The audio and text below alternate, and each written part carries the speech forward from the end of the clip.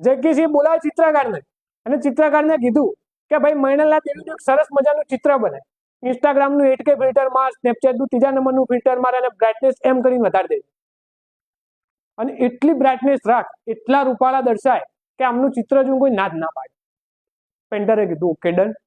અને આમ કરીને ક્યાંક મૈણેલા દેવીનું સરસ મજાનું ચિત્ર બનાવવામાં આવ્યું, ચિત્ર મોકલવામાં આવ્યું પાટણ. અને પાટણની અંદર ક્યાંક ઉદયમતી આ ચિત્ર જોયું હે, કર્ણદેવના માતા ઉદયમતી. કર્ણદેવે તો કોટે કોટે જોયું જ હશે, એ તો હવે અમને ખબર. તો ઉદયમતી ચિત્ર જોયું તો કે ઓહો, દરબારમાં અજવાળું થઈ ગયું કે આટલી રૂપવાન કન્યા, આનું માંગવું કર્ણદેવ માટે આવ્યું છે, કરાય લગ્ન કરાય. એટલે કર્ણદેવને બોલાવવામાં આવ્યા. ઉદયમતીએ પૂછ્યું કે ભાઈ બેટા તમારા રાજકુમાર હે, રાજા તમારા માટે માંગવા આવ્યું છે, શું તમને સ્વીકાર્ય છે? એટલે કર્ણદેવ કે મમ્મી તમે જોયું ડન, કે હા પાડ દો, કે તમે એકવાર જોઈ તો લો. અરે કે ના ના તમે જોયું વાત ડન કે. અને આમ કરીને ક્યાંક કર્ણદેવ સોલંકીના લગ્ન કરવામાં આવ્યા મૈણેલા દેવી જોડે. કર્ણદેવના લગ્ન કોની જોડે થયા ભાઈ? મૈણેલા દેવી જોડે. હવે લગ્ન થઈ ગયા ભાઈ.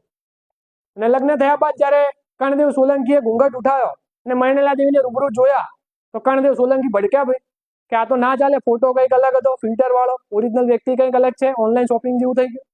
અને એવું કહેવાય છે કે કર્ણદેવ સોલંકી શરૂઆતના સમયમાં મૈણેલા દેવીથી દૂર દૂર રહેતા.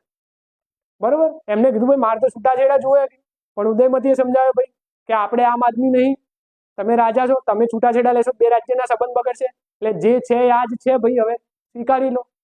અને એવું કહેવાય છે કે કર્ણદેવના બે મંત્રી હતા, શાંતુ મહેતા અને મુંજાલ મહેતા, એમને પણ ક્યાંક હિન્દી પિક્ચરોના હિરોઈનને મળાવે એવા બધા નુસ્ખા અપનાયા. અને ફાઇનલી કર્ણદેવ સોલંકી અને મૈણેલા દેવી આ બંને એકબીજાને એક્સેપ્ટ કરે છે. અને આ બંનેનો દીકરો એટલે આખા સોલંકી વંશનો સૌથી પ્રતાપી શાસક કોણ ભાઈ? સિદ્ધરાજ જયસિંહ.